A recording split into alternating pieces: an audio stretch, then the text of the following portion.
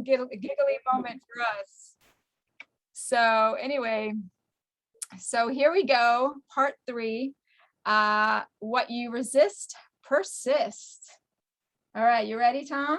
Ready. Yes. I'm kind of resisting. No, not really. All right, we can go on. We can go on. All right, here we go. Resistance is futile. So this is about the pitfalls of change, right? Yes. What you resist persists. It's exactly. Like we've talked about some things in the past. Those of you who've been with us, and now we're talking about what are the hardships of going down this path. That's right. That's right. So the last 2 parts, and we're going to recap just a couple of things from the previous slides just to catch people up. So really quick here, just a reminder of how we got here. Both Tom and I dealt with some physical issues and dramas in our day, and that is what got us into the work. In particular, autoimmune disorders. Exactly. We both had one, which is so interesting. That was what the Western community diagnosed us as, an autoimmune disorder. Yes. Okay. And different ones, different for Esther, different for myself. Exactly. Just to show that there were differences there, but amazing how they were all labeled under the same thing. Category as autoimmune. Yes. Yes. And so with that, we also want to offer our condolences to Tom and his family for Lisa, Tom's previous wife, on her passing. Thank you. Thank you, Esther. So, so as always, we want to acknowledge our teacher and our mentor. Again, we don't know him. We wish we did. So if anyone out there knows this man personally, please let us know and connect us, because we love him. And he's an amazing individual, and he's really all about serving humanity in such a big, big way. And we just want to really acknowledge him for helping us have the information to use for ourselves, and now for our patients, and now for all of you. And we're just so grateful to him. Yeah, he is truly to me and to us our modern day teacher. You know, he's really enlightened us with lots of information. He continues to share, even in the face of some hardship for sharing. He's out there trying to spread information that is valuable for us to heal. So we really respect his work. Especially today, in today's society. In today's world, with all that we're dealing with. Yes. Okay, so guys, really, if this is your first time coming on, we're so happy that you're here.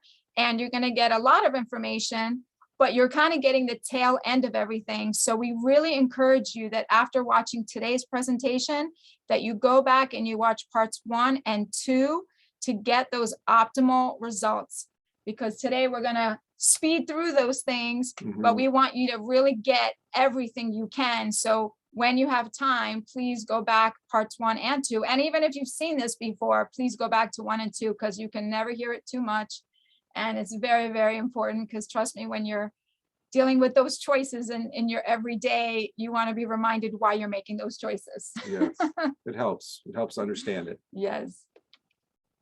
All right. So let's get into the recap here. So as we talked about, the root of the problem. So here is some of the roots, most of them actually.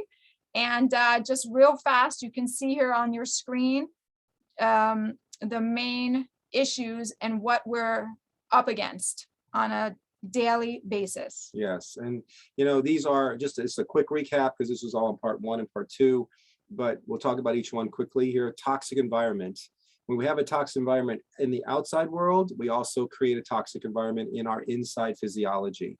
So we've talked about that in the previous slide presentations about what's happening there. Aggressive pathogens. For those of you who don't know the word pathogen, that's typically talking about viruses, bacteria, other organisms that can cause us harm. So we live in the world of COVID, a pandemic. We see these pathogens are becoming more aggressive. High fat levels in the diet end up in the blood. So these are a critical issue for how our physiology works. Dehydration, digestive issues, stress and emotional factors. We know those are big in the world today. And even bigger is an abundance of misinformation. Yes. Okay, so Tom, real fast, just to recap, what's really going on then? Well, this is thanks to the work of medical medium, and it's helped both Esther and myself in our process of healing to understand this very specific subject, that humans over the last 100 years have been experimenting with pathogens, particularly viruses and bacteria. And these experimentations include how to grow these organisms in laboratory, figuring out what feeds them, and the experimentation on also how to control the pathogens and how to kill them. And in this process, we get mutations of these organisms. And that leads us today to where we are with aggressive influenza viruses like COVID. From over the last 100 years, these viruses have been mutating and then have become more aggressive. So these more aggressive pathogens are causing us severe illnesses, severe issues, chronic illness, disease, even death, obviously, as we know now. I mean, it's been happening before, but it's accelerating in its aggressive nature. So it's important to understand this as you move forward with trying to understand how to heal or how to protect yourself. That's right. So what are these troublemakers? And, we talked about these pathogens and that they're grown and that they are, out there. So are you telling me right now that an egg, gluten, my favorite food ever, pizza, is a problem? Well, unfortunately, it may not have been over 100 years ago, but now things have changed. We do have the change in processed grains. It used to be that grains were whole grains and there were, small batch and heirloom type grains. Now we have, unfortunately, or for fortunate reasons, we do have a population explosion. So more people to feed. So we're innovative as humans, but sometimes our science and our innovation goes overboard and creates processed foods. And now we know that these processed foods are hard on our bodies, hard on our physiology, cause health and illness issues. And so here we have the list of all the troublemakers, and we talk about them more specifically in, again, parts 1 and 2. And so these are the foods that, unfortunately, guys, are the troublemakers. Yeah, and I'd just like to emphasize real quick, Esther, the top tier components, the real ones we've asked you to pay attention to are eggs. Why? Because eggs are how you replicate viruses in laboratories. At least that's what they've been doing for a long time. So viruses, if you want to protect yourself from any viral infection or from from other exposure or any virus that you may have residing in your system, you want to minimize or actually eliminate the ingestion of eggs because you don't want to feed that pathogen. Dairy is right up there with eggs. These organisms have learned to thrive in those environments. Pork and other animal products that are high in fat, we know are hard on the liver, makes that our immune system really suffer. Again, putting you at an immune deficiency state versus an immune strong state. And gluten, feeds bad bacteria in the gut. So it's not that you're not allergic to gluten. It's just that gluten will actually feed the wrong organisms, and those organisms will produce these side effects and causing us discomfort. Corn and soy are, again, products that are fed to animals and they're GMO'd.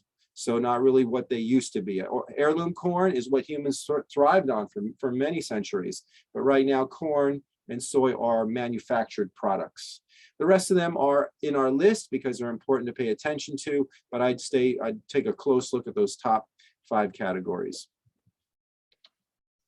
Okay, so part 2, we talked about when you know better, we do better, right? So we know all this information, we just recapped it again. So, changing our food habits can feel almost impossible, right?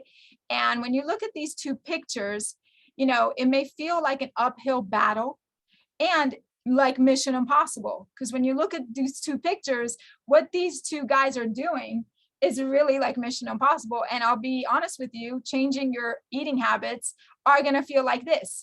I know they do for me, right? Yes, and it reminds me of the show Mission Impossible. Yes. Where they're always up against extreme battles, but they succeeded. That's right. So even though there's Mission Impossible, it's possible. It's possible. Right. It's challenging, but possible. Okay.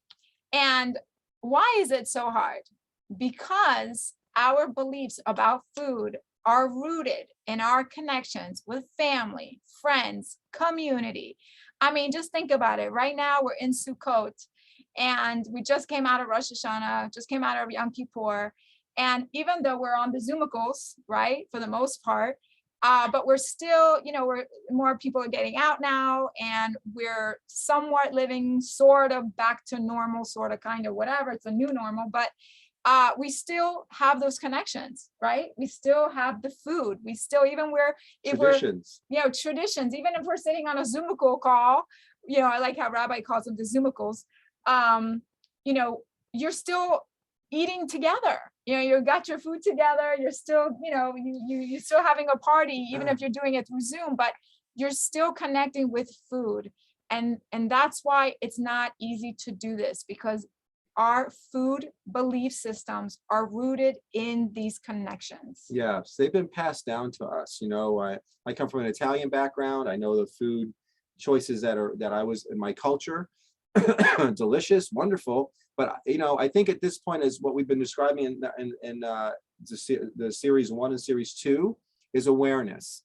And awareness requires that we start asking questions or questioning what we're doing. I think we often are just in routine and we don't ask questions, we don't investigate. So here's our opportunity to do that if we want to investigate what real optimal health is.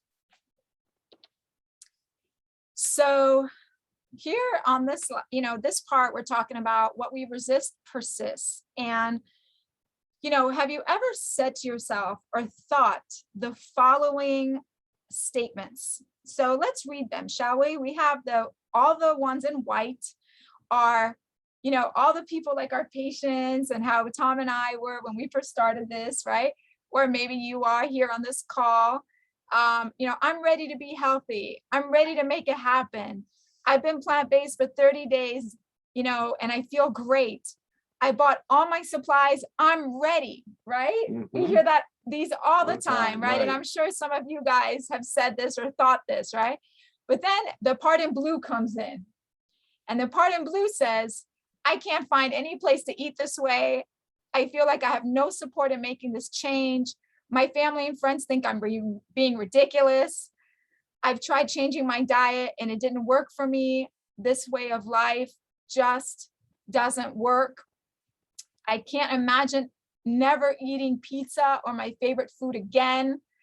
And I can't imagine that diet is the problem because I've never had these issues before now. Yeah, or it's too expensive to eat or eating this way. Exactly. So these are all the things that we hear. Once we try to make a commitment to change, all these kinds of things that come up about why we can't. Exactly. So EQ to the rescue, AKA level of crazy, right? Now, in the previous slides or in the previous presentations, we talked about the awareness diet. And this is the awareness diet 2.0, okay? Because this is going to be targeted at the actually food cravings and how do you change this? So I moved to the screen. So if you see my eyes moving differently here, it's because I need to read the presentation here. So I want you guys to do this with me. All right. So I invite you guys to go on this journey with me. And it's just going to take a couple minutes here. But, in order for us to make any kind of change, more importantly here, we're talking about food cravings. It's going to take a real conscious effort. All right. And let's go step by step. And this is a real important piece here. And that's why we're going to spend a few minutes here. So I invite you to come with me. All right. So we're going to use an example. All right. So the example we're going to use is a couple weeks ago. It was Labor Day, I think. And Tom and I went to the beach. And we happened to go to a park or beach, whatever, where there was like a lot of picnic areas. And there was a lot of people barbecuing. Well, I love barbecue. Who doesn't love barbecue? The smell of barbecue. The smell of barbecue, right? Great. Raise your hands if you love barbecue. Yeah, who doesn't? Right? Right. Okay. So we're there and we packed a lunch or whatever. And so we were fully prepared. But, nothing really prepares you for the smell of this amazingness. And this is where and why change is so hard. So I'm in the zone and I'm like, oh my God, all this barbecue, all this barbecue. I'm going to lose my cookies here. And I'm going to go ask one of these people for, some barbecue. A hamburger, or a hot dog. Yes, I was constantly pulling Esther back. No, you can't ask somebody else's for a hamburger or a hot dog right now. Let's think of what we can do. Exactly. So, but the funny part was where we were sitting, there was a nice couple there and they happened to finish their time on the beach and they left. And a new couple came, with their kids. Their family, with the kids, yes. And guess what they brought? They brought a beautiful little grill that they put right onto the table. And right in front of us, they started barbecuing their amazing food. And they were very generous and willing to share. They were so nice. And we did not partake. That's right. We actually had to move ourselves away because where they put the grill was going to be right, the wind was blowing it right at us. Exactly. So we moved away because one, there's a thing about a grill, there is toxins coming off a grill. Yes. You're burning this propane and there is some, we didn't want to ingest and inhale all this toxic material coming out of the grill. Right. But at the moment when you're dealing with cravings, you're like, screw the toxins. I want to eat this darn steak, right? Or this hot dog or this, whatever, hamburger. So, all right. So that was what happened. So here's where the EQ piece comes into play. All right. Okay. So come with me here. Pretend I want you to envision, because the first step here is awareness. Of and this is a food craving awareness. Yes. This is all about food cravings. So the first thing we're going to do is I want you to think about, I want you to identify a thought or think about a food or something that, well, yeah, obviously let's talk about barbecue. Let's talk about barbecuing. What does that bring up for you when you think of barbecuing? Yeah, so for me, barbecuing identifies fun, celebration, party, being time with family, being at the beach, relaxation, all these emotions get tied in with the foods. Exactly. So we have a craving. Exactly. I guess this is where you're trying to say EQ can help us become aware. Yes. So let's just go step by step here. So I was trying to get you guys to think about a food where where you get plugged in. So think of a food back on your end over there that plugs you in. For me, it's maybe barbecue in this moment. So what we want to do is you want to identify the thoughts and the memory about the craving and how it's affecting me. All the memories connected to it. So we just described all the things that barbecue does for me. Okay. So the good, the bad, the comfort food, the whatever it is that memory starts to trigger for you. The second point here, the second step, is you decide to connect momentarily to that thought and to that memory to have that experience again. So what you want to do is, in your mind, you envision having that pizza or that barbecue or that steak or whatever it is, or that ice cream, whatever it is for you, have it in your mind. Just let yourself go there. Once you go there and you feel complete with that experience, then you bring yourself back to the present. And you remind yourself what you want to achieve today. Today, I want to achieve health, abundance, energy, mental clarity, etc. And this could take a little bit. This could take a little while. It could take a minute. It could take a few minutes. It could take a half hour. Whatever it is that you're willing to do, do it, because it is going to be a practice. And the more you do it, the faster and the muscle will get stronger. Your willpower muscle will grow and develop, and this will be faster for you. Number 3, the action. You take now, since you identify what you want to achieve today, now you take the appropriate action towards the current desired results. Using immune building foods, staying away from the trouble. So in this situation, what we did was we ate our lunch. We spent the rest of the day at the park. And when we were ready to go home, we said, okay, well, And look, our lunch was bananas, some apples, we had some salad. We had the bean salad. Remember, we had the bean salad. We had some gluten-free toast. You know, we did some stuff. We brought a little picnic. Yes. Even though then, but you still craved. Exactly, exactly. So what happened was, this is where we talk about the action. So let's say the craving is still there, but you now agree, you know, you've now been able to come back to the present, and you're now taking appropriate action to maintain the choices that you said you wanted to maintain, the results. So you now go and you can create, in our decision, we decided to do something where we can cheat, but we used proper foods to do it. So we used Beyond Meat, and those are things we're going to talk about in a minute. We're going to get there in the slides here, but we use some alternative, better choices to still be able to satisfy that craving and not terribly hurt the immune system. Exactly. So that's why it says here, take appropriate action towards the current desired results using immune building foods, staying away from trouble or troublemaker foods. Yeah. Okay. And then gratitude. So being grateful for the growth and transformation, keeping the body strong.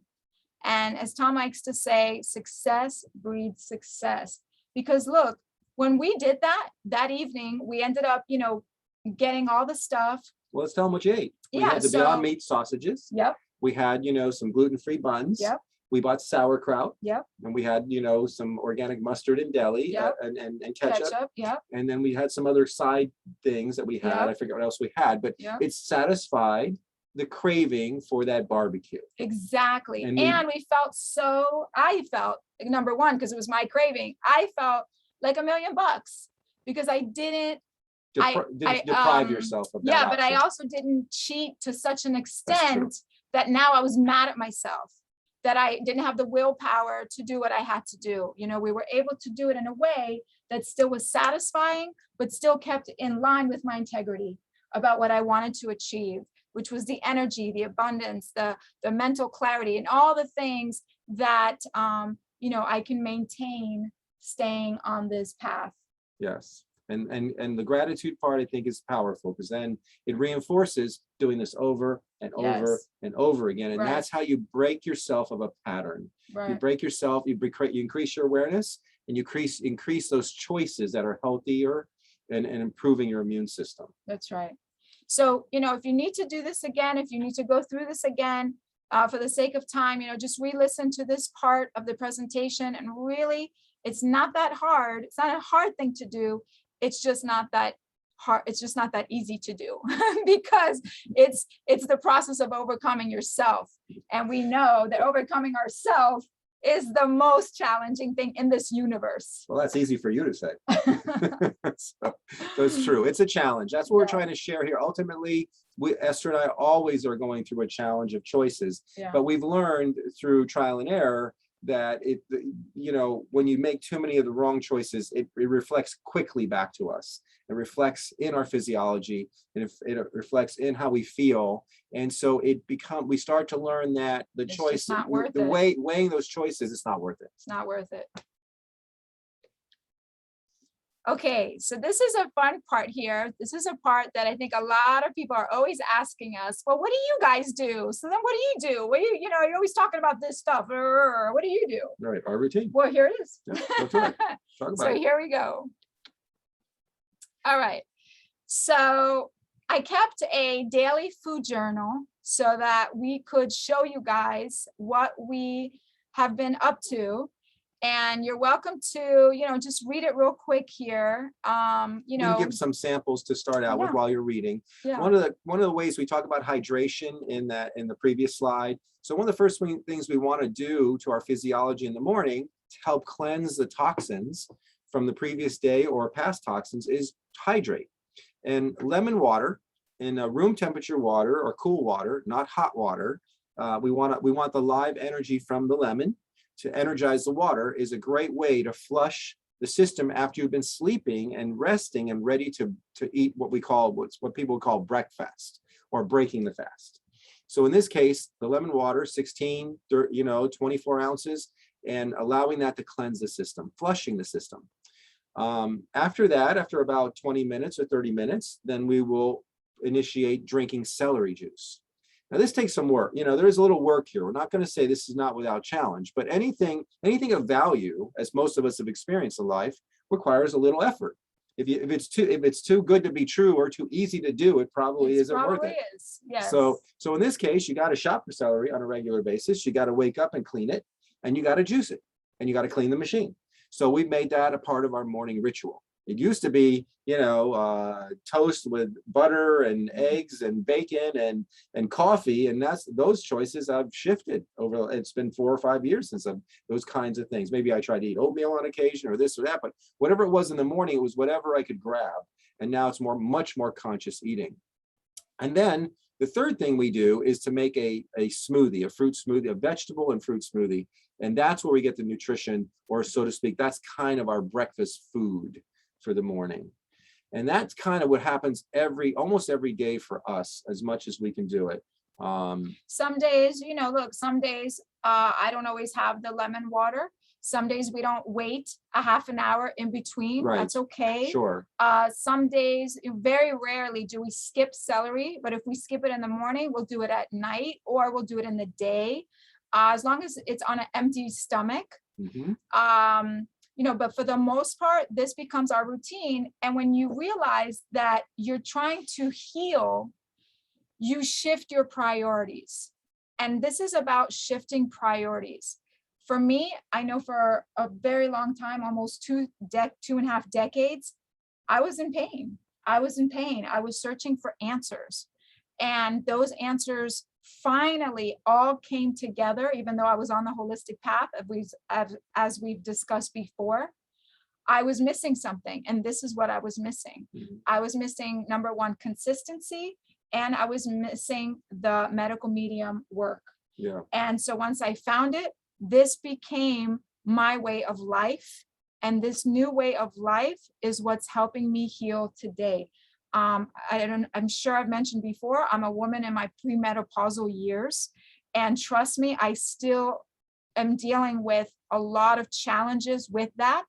But I will say that if I did not change these eating habits as, let's say, a 360, as I did when I met Tom, my premenopausal years would be dreadful, because I know what I'm dealing with today, being on this new way of life. And if I didn't make this way of life, what I would be dealing with and what poor Tom would be dealing with. So we're all very grateful. So as we know, we all have a little history to still clean up, all of us. Yes. But going back to the Daily Food Journal, some of you might look at this and say, okay, well, your breakfast was this veggie fruit smoothie. What does that mean, a veggie fruit smoothie? What we're talking about here is really the smoothie is half. We found that you could put like half of the container can be greens, like spinach in particular. And then the rest of it can be, some bananas, some apples, some oranges, some blueberries, whatever you like as fruits in there. And we sometimes add a little raw honey to make it taste better, small amount. So that is a fat-free morning. That's what's critical here. It is really fat-free. And then some of you might say, well, where's the protein? Well, it's in those green leafy vegetables. And that's what's hard about this change, is how do you get enough of those green leafy vegetables in you to be satiated? And I discovered, and so I think so did you, S, that once I did this lemon water, celery juice, and then had the smoothie, I had lots of energy. I used to make coffee after this phase here a couple of years ago.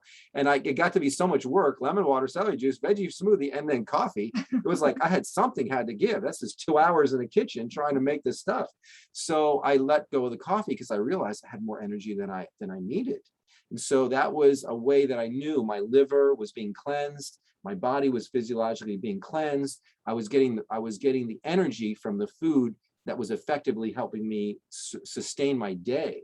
So that's, I think we want to talk about this not only as that morning routine, but trying to be conscious of keeping the fats to a And minimum. also, now that we're eating this way, we don't even have to eat that much. Yes, Like, we're what learning are, that. yeah, like what are we eating? If you look at this, I was looking at this and I was like, wow, like we barely eat anything.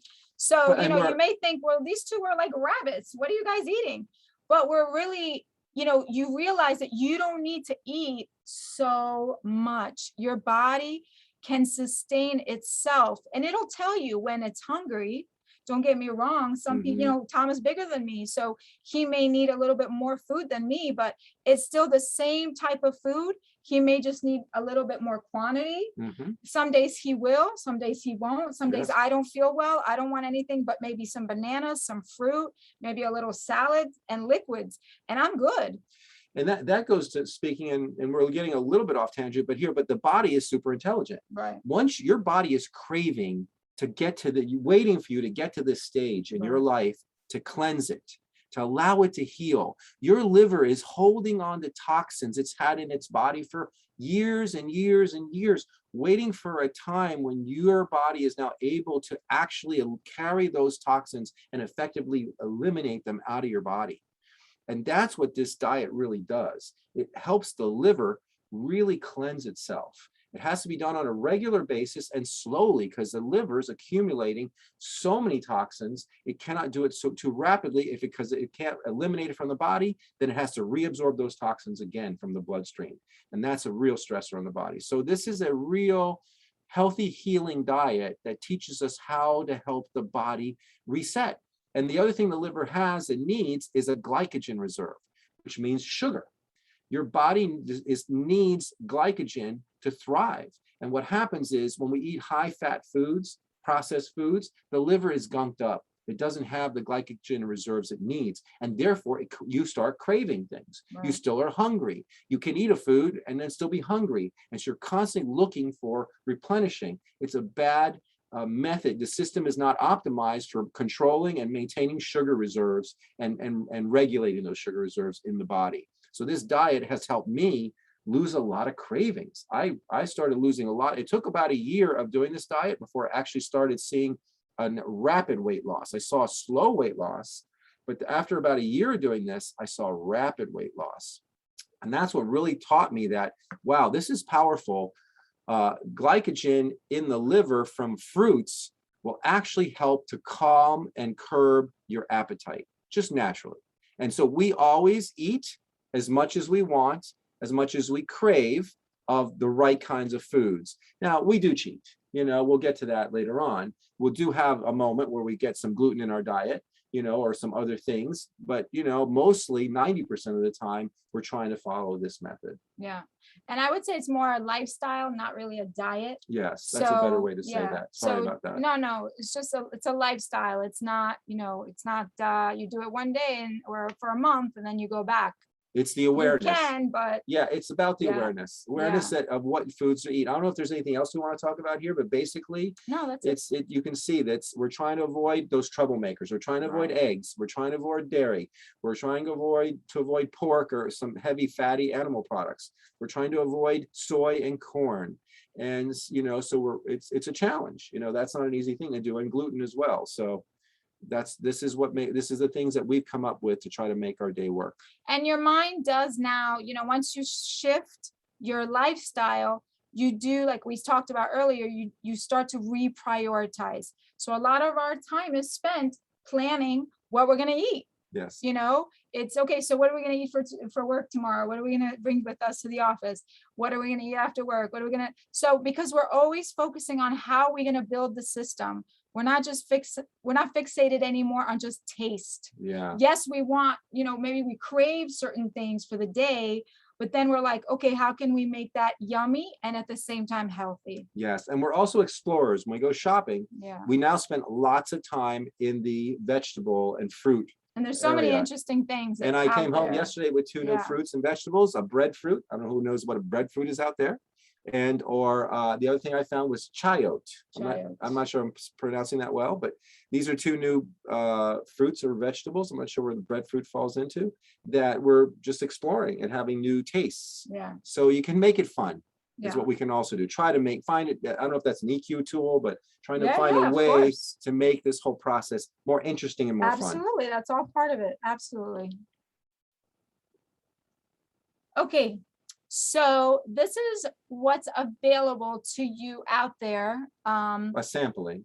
These are some of the snacks that are available. These are some of the snacks that we purchase. These are some of the companies that are really, they're doing their very best to provide quality, yummy tasting snacks and trying to keep the troublemakers out. You may find a little one here and there, and that's why there you'll see in the blue label, you want to continue to check for labels, for troublemakers. You want to check for the food additives, which is what we talked about in parts 1 and 2, and then eating immune building foods. Right. But now there's a little caveat here. These are still in the category of cheats. Yeah. These are just ways to get your craving fix, because you don't want to be deprived. Right. So at least if you're choosing things that don't like the hunks, the organic oatmeal dark chocolate hunks. Okay. Oh, not this hunk right here. Gag me. All right. So the organic chunks, very good, because it's oatmeal. It's all the right ingredients, but it's high in fat.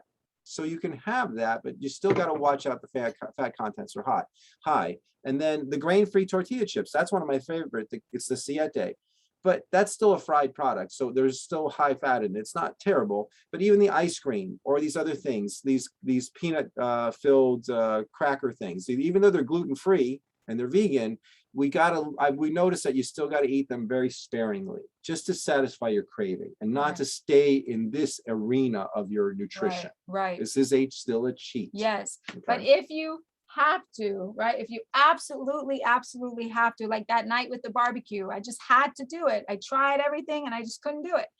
Then you try to cheat with this. Right. And this is where you'll, don't fall off the rails completely.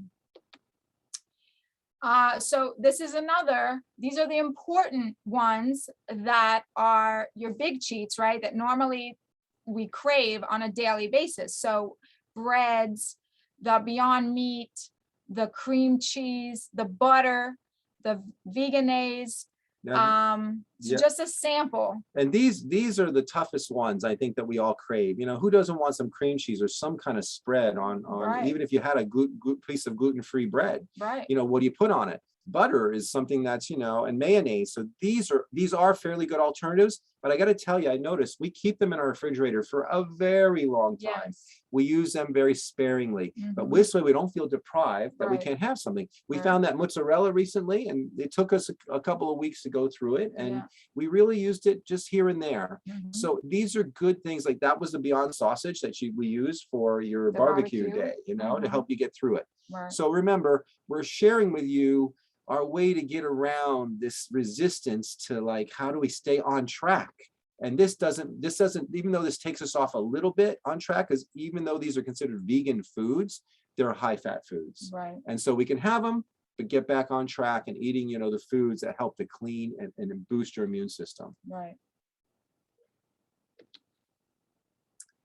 So these are some of the restaurants that,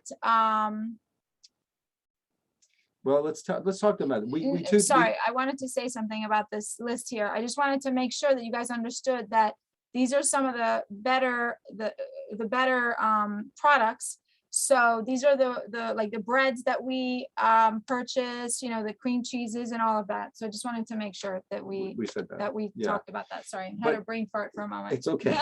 So I think here, Esther and I we do work hard, long hours. And, this is a challenge eating this way. And sometimes after a long day of work, it's hard to go home and try to figure out what to cook, right? For many of us. So we do go to restaurants pretty frequently. It's not, it is harder to go out and try to eat as clean as you want. We don't always know what they're doing back in the kitchen. So we've had to do a lot of scrutiny on restaurants and kind of check them out. So these are just a list of some places. We love our Middle Eastern food like Pita Plus, Shabos, Oasis. So these Mediterranean food choices, you have good choices when you go to there. You can pick vegetarian options. You can pick really good salads and really good dishes, you know, sometimes grilled vegetables and things like that make it flavorful and good. So this is our effort at trying to say, hey, locally we keep track of restaurants that can cater to our kinds of needs and concern. We recently went to a Colombian restaurant and had not done that before. Asked them about their vegan options, and they were really, really supportive in understanding our needs. And it took them extra long to make our meal, but it was really delicious. Yeah, we were fine with it. It was an amazing array of vegetables prepared in such a tasty way that we really couldn't thank them enough for spending that extra time to really go out of their way to understand our needs and to be supportive of that. They weren't like, if there's a restaurant we go to and they're not really very good at accommodating us, we just won't go back. You know, we'll see that that's a struggle for them. We're not going to support that. We need someone who's in our same realm, and we're seeing a big shift, I think, in our society. We're starting to see people ask for gluten-free options, asking for, you know, vegan options, and these restaurants and chefs, I've talked to many chefs, they're more than happy to start moving in this direction. As a matter of fact, my son, who's a very big foodie, mentioned in New York, one of the major top 5 Michelin star restaurants in New York has now gone completely vegan. Wow. And he was shocked. And now it's a new transition for them. They're really cooking these high-end meals for the fanciest people and all this stuff, but now they're all going all vegan. It's one of the top restaurants in New York. So it's an example of there's a movement, there's an awareness, and there's a shift, and we vote with our dollars. So I encourage you to, you know, to ask when you go out. And even though, again, we want to really make this clear, is that even though you're doing vegan, you know, there is that process of, you know, the foods that we just talked about the alternative foods.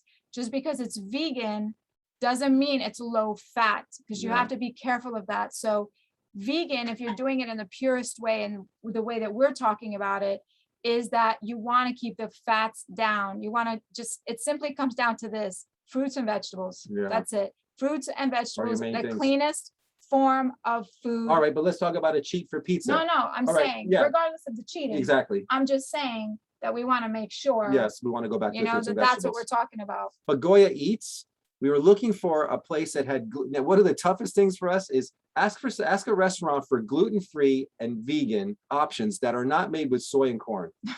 Okay, that is where we're at, and we decided that that's weird. If you think about it, we would ask a restaurant, do you have gluten-free options, and is it vegan, and does it not have soy or corn in it? And that's what we discovered with the Goya Eats. It's a pizza place in downtown Hollywood. Yes. And the chef is there, and he said, no, we can make the pizza crust not with corn and not with soy, but we can make it with tapioca and rice. And so they went out of their way to do that. You know, another place that did that was Seasons 52. Right. So so we got them to get rid of the soy and the corn in exchange, because we were noticing we were getting gluten-free, but instead of gluten-free, we were getting corn and soy products. Right. So what good is that? We just flipped one troublemaker for another. Right. So these are the things that were challenging us in our attempts to try to clean these items out of our diet. What the moral of the story is, it's challenging, but it can be done as long as you ask and you're aware. Right. Where there's a will, there's a way. Right? Okay. Is what they say. Hey, I'm a poet. I didn't even know it. All right. So be the solution. So vote with your dollars. That's what we're talking about.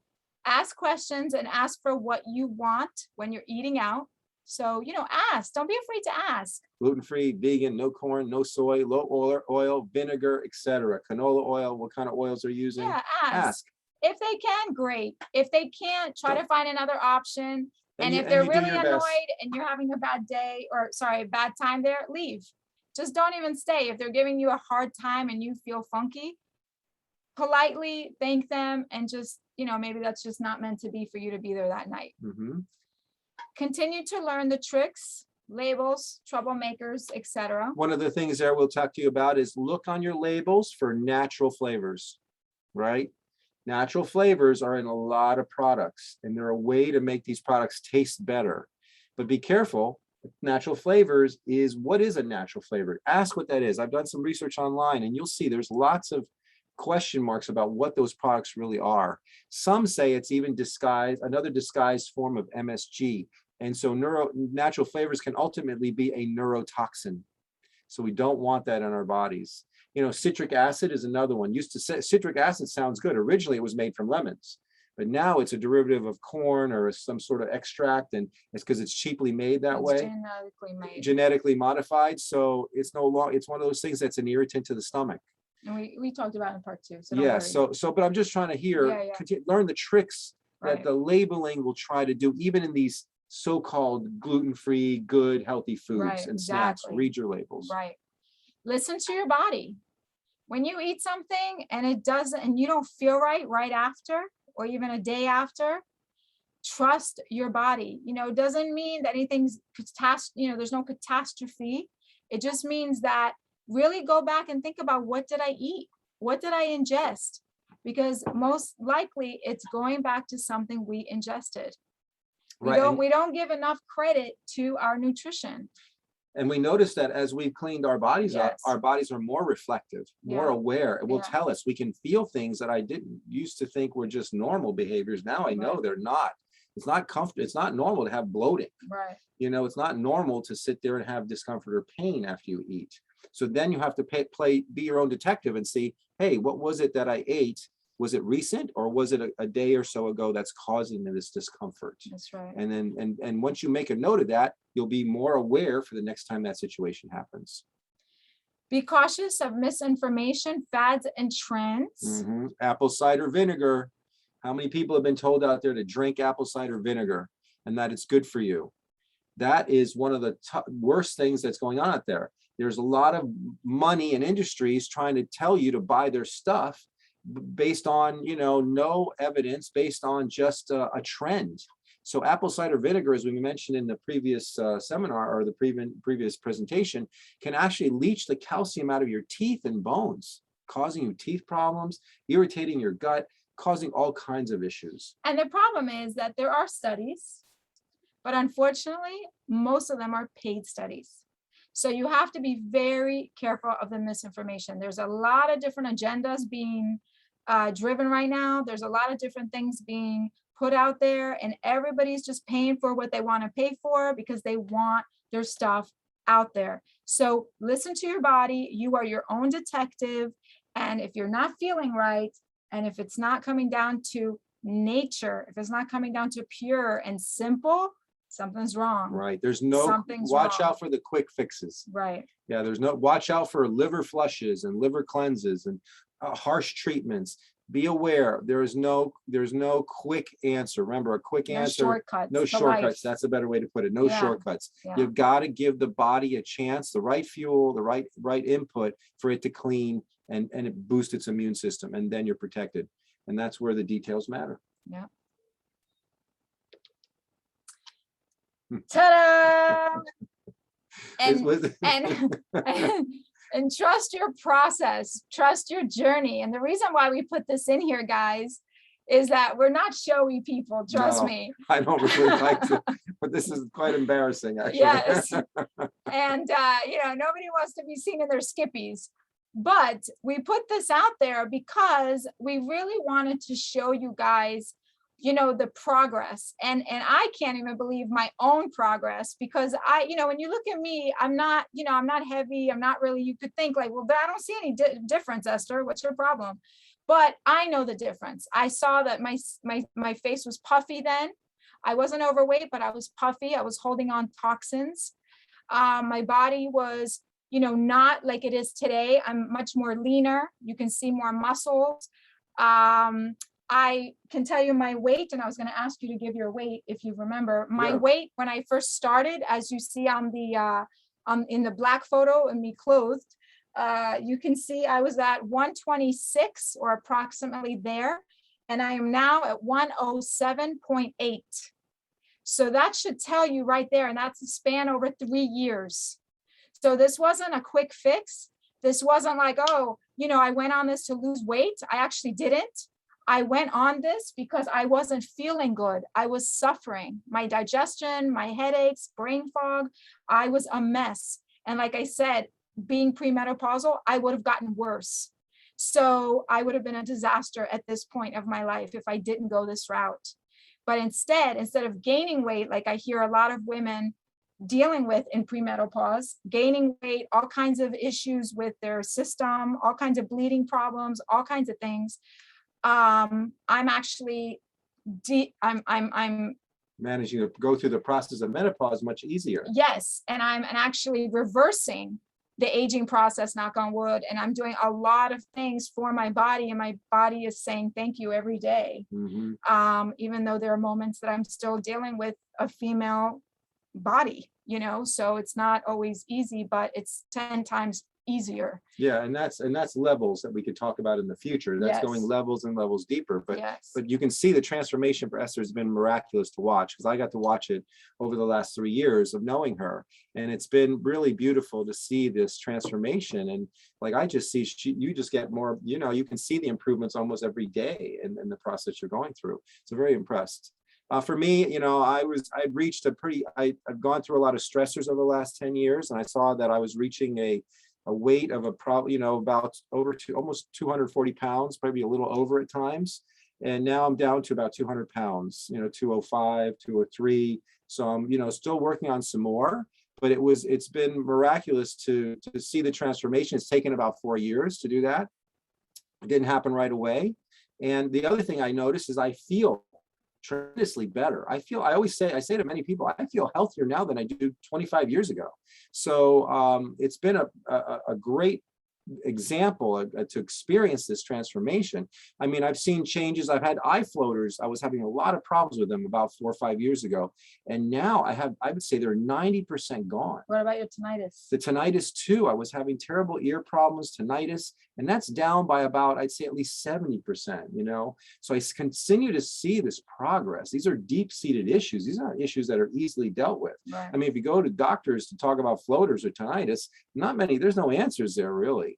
There's not a lot that they can offer to do. So, and everything from joint pain and strains and injuries, I used to try to exercise a lot, but would always have injury, strain or a sprain, but would keep trying to exercise to stay well. Now I hardly have, I don't have those kinds of aches and pains. I'd say they're, again, 90%, 80% better. And that's pretty good as I continue to age. So there is optimism and excitement for maintaining this path because of what we can not only feel better and enjoy the quality of our lives, but also avoid the pitfalls of some chronic, severe illnesses that, all of us would like to avoid.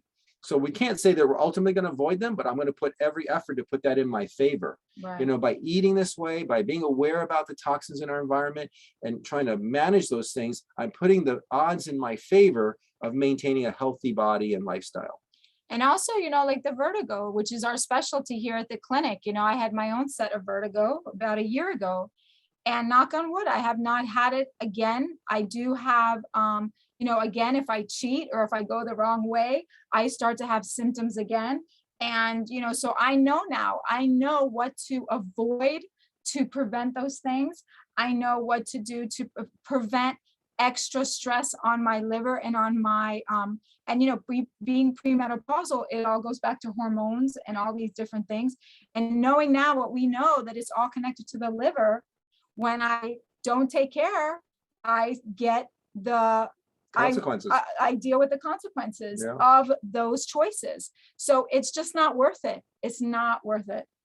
So we wanted to share this with you guys just to show you that, Can we move off the slide now? Yes.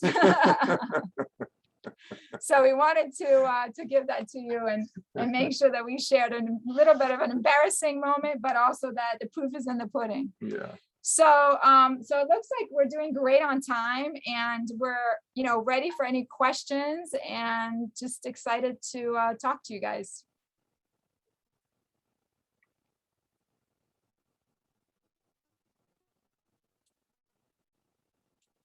Any questions or comments, feel free to, anything is fine. We have a couple of minutes. Yeah, if you have questions about, we're totally up for any kind of challenges. We don't feel that this work has been so powerful that it's taken a while to understand the challenges that people come up with. Like there's things of like, isn't isn't celery juice to have too much sodium in it? Isn't this have this, or doesn't doing that have this problem? So we're you know, with the patients we see here, with our own experience and our own health issues, we're open to like any challenges. We believe you should be able to question whatever it is that you're being told you should do. You know, you should have the right to explore it, to ask questions about it, to poke at it. And if somebody's not letting you do that, then that should raise up some red flags. You know, we're living in a world now where there's so much illness, so much chronic illness happening at an earlier and earlier age, so much obesity, even in the younger population and children. So we, you know, are we asking we kind of know what we should eat more fruits and vegetables, but I don't think we understand the why, you know, why we should eat more fruits and vegetables. And, you know, we're running to science to fix, you know, a pathogen now that it's escaped, you know, is in our world, is in causing us havoc. Well, are we only going to depend on several pharmaceutical companies to be the answer for everything that needs to be done in the world? I'm not saying that medicine and pharmaceutical companies don't have a role in helping people maintain some health care, but what about the other choices? Are we not going to ask about how to you know, use other methods to boost our immune system and make even those medical choices work even better? You know, if we depend only on a medical choice, we can see what that's done with the modern medical treatments for the pandemic is we have breakthrough infections. Mutations again are going to occur with these viruses. So I think it's more important to understand the root cause of this so that we can better prepare ourselves and better overcome these challenges in our physical world. And that's what we're trying to share with everybody here. It's like, you know, we're wanting to reveal to heal, you know, and when you know better, you know, try to do better. And, you know, we're going to have resistance to trying to change our paths and our ways. And we can only learn by doing. So now I don't even have to say my conclusion anymore. Well, I moved off that slide because the blinkers were causing us to have some weird feedback there. So I moved off the slide. So yeah, so we're here, guys. We have a few minutes.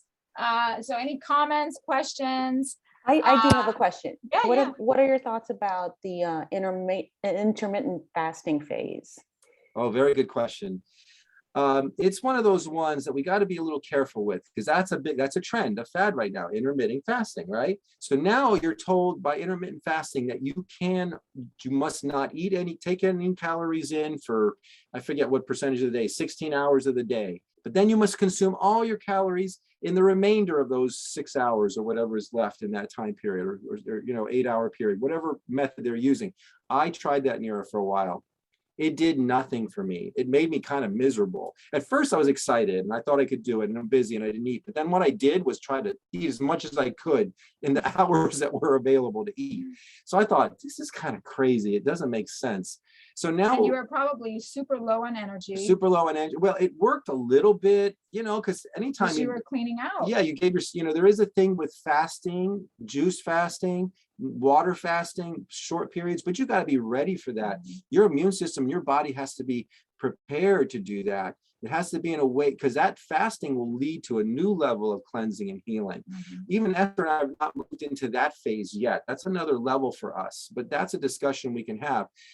The problem I would say about intermittent fasting that I know now from medical mediums work is that it is important to support our adrenals by not stressing that by going without food for such a long period of time. Now, you can eat small amounts. Like our morning is actually, we kind of do our version of intermittent fasting. When I drink lemon water, when we drink celery juice, very little calories in that. And then we do have this smoothie, but that smoothie is no fat. So most people would say that's hardly anything to keep me through my day, but it's everything to get you through that morning and into that afternoon. And naturally, Nira, we don't even want to eat till about 3 or 4 o'clock, we're noticing, because we've had those initial good ingredients in our system. Now, you know, if you feel hungry, we got to remember the body's intuitive. Then we recommend pay attention to that. You know, if they say if you're feeling thirsty, it's a little too late. I kind of agree with that too. You've got to hydrate. That's why we recommend so much drinking of lemon water and celery juice and Constantly even smoothies. If you take in plants and vegetables or fruits and vegetables, they're mostly water. You're hydrating. So when you're doing those things, that's big hydration.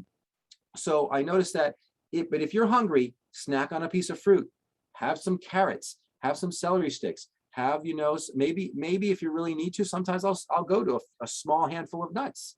If I'm craving a little bit of sodium or some those protein, snacks that we showed some of the earlier. snacks, but particularly have some fruit. Yes, first. Fruit, Always because first. fruit will put the glycogen back into your bloodstream. And it's the kind of sugar that your body relies on. It's the anti-aging. Fruit is anti-aging. There's a lot of misinformation out there making fruit bad, that it's contributing to diabetes. It's not fruit that's ever caused diabetes. I promise you out there. There's no gorilla, there's no animals out there getting diabetes from eating bananas all day, okay? It's because we eat cakes, cookies, sugar, all the processed foods and fat combined. And we take fat and combine it with sugar and we make the culprit sugar. We got to pay attention to the fats. And that's what this intermittent fasting is, an interesting idea. Personally, and from my experience and from what I'm learning from medical medium, it's really not an effective way to go. It's more important to put foods in your body that will kill off pathogens, that will boost your immune system and flush out toxins. That's the most important. And stay away from the troublemakers as much as possible. Yes. Because they will wreak havoc on your body like nothing else. Like a couple of days ago, we hadn't cheated, like real cheated, in like weeks, because we had gone to the next level. And I happened to say, okay, you know what? It'll be fine, right? I've been doing this for a while now. We went to the next level. It'll be okay.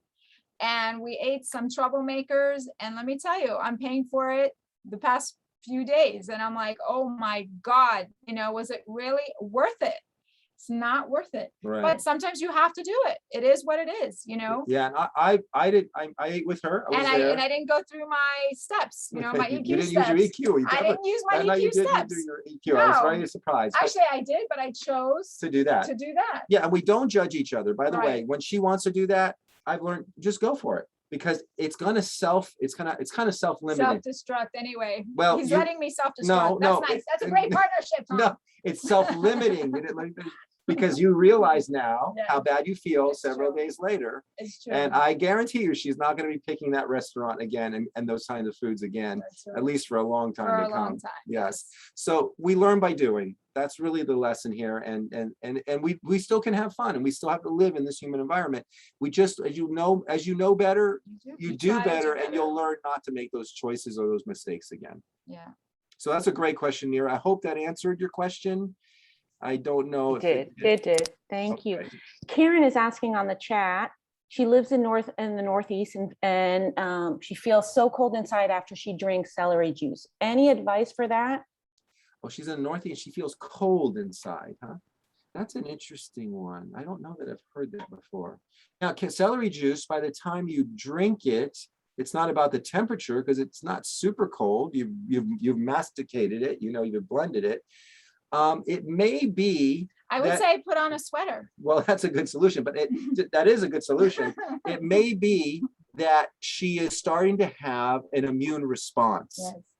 And when you take in celery juice, your body is going to start fighting and killing off pathogens.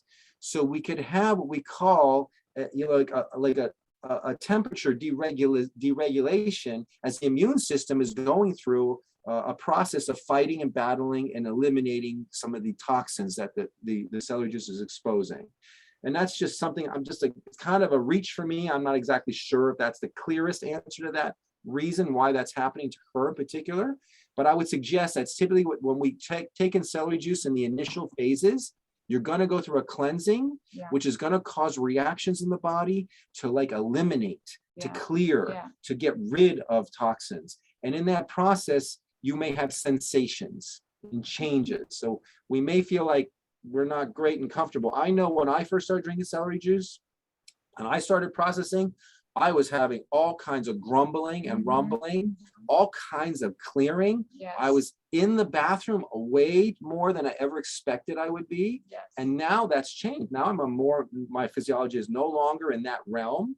Those challenges I had when I started celery juice are no longer occurring because I've gone through the cleansing But process. we're still going to the bathroom way more Oh, yes. than we ever have, which is a good thing. Which is a normal have to thing. be going at least, like Twice if you're a not day. going at least once or twice a day, then you need to look at, that's a sign, because we need to be eliminating at least once to twice regularly. And urinating Yes. and all that must be happening Yes. regularly. You must have clear flow, and we want, and Yes. that's sort of stuff we look at in acupuncture. You know, we talk to a patient, how's their digestive system, how's their elimination. So Right. these are things that we know are part of a healthy physiology. So we see that when you do this kind of awareness diet, that I don't like to call it a diet, but this way of eating, Way of life. a way of life, you will Right. see the body naturally knows how to cleanse and to heal and to clear. And we have said that, Tom, like, for example, you were a lot heavier before when you used to travel to like Colorado, for example, to skiing. Mhm. And the last time we went, which is when he was thin already, and we both said we were freezing. And I was like, why am I'm always cold, but you were like super cold. And it was because you felt that it was because you've lost all these toxins. Well, yeah, now I don't have as much fat insulation. Let's put it that way. So I noticed I could see now my physiology was, wow, I had good clothing on and everything, but it was Right. also very cold. It was Very at cold. night. And But we it were was being just, exposed but it was like you even mentioned, wow, I can't believe I'm so much colder than than I I've used to be. ever been. But it makes sense because now that we're both losing all these toxins, we don't have that extra installation. And when you have more toxins in your body, and I'm hoping this is answering that question about cellulite juice, but when you have more toxins, your liver is hot. Yes, It's exactly. working harder. It's Yes. creating heat. People will be sweating oftentimes, night sweats, day sweats, sudden sweating. Right. These are things that are sign that your liver is overworked. Yes. It's hot and it's trying to get toxins out. And this actually, really quick here, that actually is connected to the whole premenopausal thing. You know how a lot of women talk about hot flashes and all these different things. I will tell you that monitoring that for myself, that when I'm not eating well, I do have those nights, I have hot flashes. On the nights that I have been eating great and I've been super clean, I notice I'm fine. I sleep better. I feel better. I don't have bloating. So it is, and medical medium does say that everything happens in the liver. The hormones are developed in the liver. So if the liver is gunked up, it is going to affect the hormones, which control the hot flashes. Yes. So I can say personally that I've had those experiences. Now, we also recommend, as you start this process and you're cleaning your diet up, it may be that person drinking celery juice is getting cold. I would recommend making sure that she's supplementing with zinc, the right kind of zinc. Maybe taking some lysine, some antiviral herbs, trying to take some other immune boosting formulas, cat's claw. We've listed a lot of that in the previous presentations. Yes. You can look at formulas to help the immune system once you're cleaning up your diet. Yes. And those might help that person who's struggling with feeling cold. I don't know how long she's feeling cold, how long that's lasting for, but that might help that process change for her. Yes. And that would be. And they can always reach out to us. I forgot to put our website in this one, but as always, they can reach out to my email, which I have on the previous, or the easy one is or on the Woozy Vertigo.com website. Yeah, and all that on the previous parts. Any other questions, comments?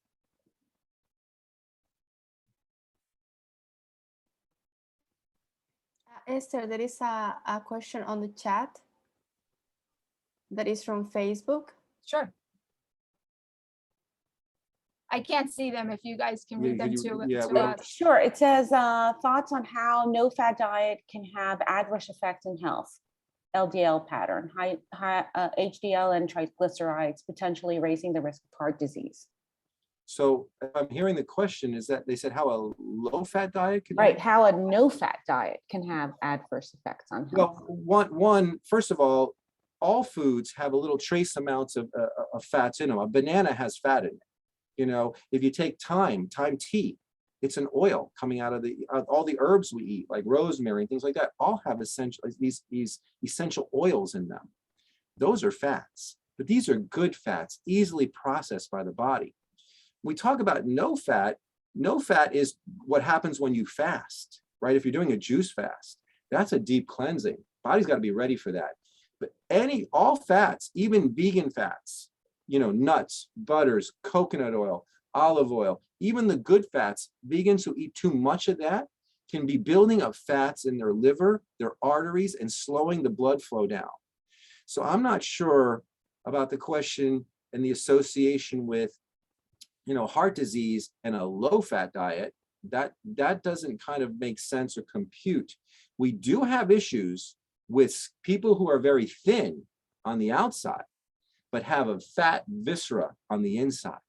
And these are the kind of things where they'll say, oh, this man has been healthy, he eats healthy, he's on the tennis court and had a heart attack, dropped dead, right? So these runners, someone who runs marathons and all of a sudden drops dead. All of a sudden? No, if we take a deeper look, there's usually the culprit of too much fat internally in the organs, just because it wasn't external. So there's different, there's different body types that we have. So I believe some of us have, different styles and body types. I was looking at listening to some studies today out of the University of California, San Francisco, talking about visceral fat. And that really now the scale isn't really the measure. The measure is, where is the fat? It's almost better if the fat's on the outside of the body than on the inside. And so, remember, the heart is acting as a pump, and it's really being driven by our lungs, breathing. And so it is the valve that all the blood, after it leaves the liver, has to be pushed through.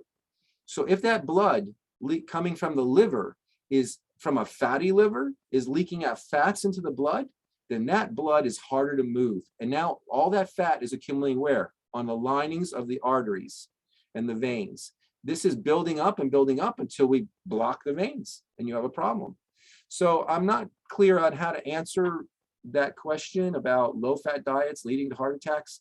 It's counterintuitive. It seems like maybe there's something we're missing in that question. Yeah, it sounds to me, because I'm very, I'm not always politically correct, so I'm just going to say what I'm going to say. But I think this is where the misinformation can come in. And not to blame any studies here or there, but remember what we said earlier. There are paid studies out there to drive agendas. So if we have to use common sense with a lot of these things. And that is how I moved on with my journey, because I've gone to the doctors. I've been, I've taken medicine. I've been told you have to take your spleen out. You have to do this, you have to do that. And, thank God that I had enough common sense to ask a question of, well, hold on a second. God put it in here. There's a reason why I have it. So I'm not just going to take it out just because you're sitting here telling me to take it out. So, I really had to stop and really use some common sense. And then God started to do my own research. And 20 plus years ago, holistic health was not where it is today. Now, mind you, holistic health is also not where it's supposed to be where right? It is today, because there's a lot of people, again, paid studies, misinformation, selling products. So we go back to industry. And bottom line here is, if we're not eating fruits and vegetables and we're not keeping our bodies clean and simple as possible, then we're not doing correctly. Maybe to answer that question, and this is more misinformation, and I don't want to stir the pot too much, but we're not worried about political correctness as much at all. We don't want to harm anybody. We don't want to battle anybody for just battle reasons. Right. But we want you to question. Right. This is really about just question. If you can't poke at it, and they're not willing to answer questions, then something's wrong. The idea of the keto diet. What was the keto diet before? The Atkins diet. What was all these high protein, high fat diets? They're always spinning the same thing. And so we learned that, we can eat, when I tried this years ago, it was the Atkins diet. It was all about eating meats and vegetables and no sugar and nothing else. And it just seemed so unsustainable. Like the amount of fats that I was ingesting or trying to do that diet, my body just rejected it. I just couldn't do it. So now the keto diet's been spun again. But now they knew, if you notice the keto diet, not to pick on them, but if you notice keto diet, now they're allowing celery juice. Now they're adding more fruits and vegetables into the diet because they realize if someone tries to just eat a high fat diet You'll die. and no sugar, you will come to a screeching halt. Yeah. Your brain does not need fat. It needs trace amounts of fats, the very highest quality fats. It primarily needs glycogen, sugar, to fire those neurons. The same thing to fire a muscle. You don't need fat, you need sugar. And but when we say sugar, unfortunately, the word sugar's got to be taken seriously as to the right kind of sugar from fruits and vegetables. Period, not processed sugar or raw honey or maple syrup. Right. These are plant-based sugars in the right quantities are very good for us and they kill pathogens. So maybe in this question about low fat diets and heart attacks, maybe there's maybe there's misinformation from the world of these other kinds of high fat diets that are out there. Maybe that's what's going on. Right. I don't know if I answered that question. Anybody else? I think we're good. Joe, all right? We don't have anything from Facebook. He does also say that studies have proven that not just setting goals in your mind, but writing them down is a very powerful tool. Amen. Exactly. Amen. Yes, absolutely, absolutely, absolutely. If you go to if you go to our site, we have a whole section on EQ and how, the pillars of success. And part of that is journaling, finding mentors, being in support groups. So, journaling is one of the most powerful things you can do. And Tom mentioned it earlier, how I figured out what worked for me is I actually would write things down for like a week. I would create a journal and I would write down what I ate, what time I ate it, and then how I felt. So I could tell within like a few minutes if what I ate was hurting me or making me feel good. So how I knew that is if I felt light and if I felt empowered and I felt like all this energy, then I knew the food was great. If I was like depleted, if I felt drained, tired, sluggish, then I knew that something was off. And so I learned to stay away from those foods. And now same thing, now that I'm healthier and cleaner, sometimes what I've noticed, and I can't believe it's happening, is that I'm actually fine, but then a day later, it'll catch up to me. So, but that's what we say. We have to be very cautious because you have to be willing to deal with the consequences of what you're making a choice. Right. So now I'm making a choice like, oh yeah, Esther, remember, you may not feel this right away this time. It may take a day or two. So are you ready for that? Right. And you write, I noticed Esther writes things down. I'm more auditory. So I tend to want to say things out loud. And so I'll often say I have an intention for today, or I'll say it out loud to myself in a room, and, not with a bunch of people around, but I will oftentimes try to say those goals out loud and reinforce it in my head.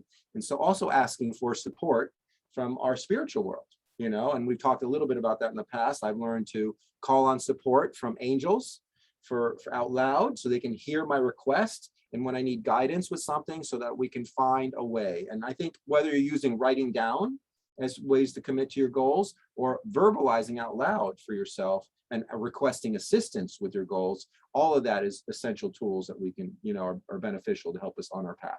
right. And I just want to repeat a joke that I saw on Renee's Facebook today. I think I saw it. It said, if you see me talking to myself, don't worry about it. I'm self-employed. We're having a staff meeting. So that's a good way to put it. So Tom is having a staff meeting. Yeah. I think my crew is tired of my too many meetings I think I'm having. Yes. So. All right. Thank you so much. As always, it's been informative and enjoyable. Well, thank you, Nina. Thank you so much for having us. And again, I'm so sorry that I forgot to put the website. So if anybody needs it, I'll also post it on top of the on the website, not on the website, on the Facebook thing, but it's Woozy, which is WUZI, Vertigo.com. And if you need any question, if you have any questions or need to reach out to us, please feel free to do so. We're always here to support you. Yes, And you can also contact us on Facebook as well if you need to. very good. Okay, so thank you so much, everyone. Thanks so much, guys. Have a And, great night. You want to do our quote real quick?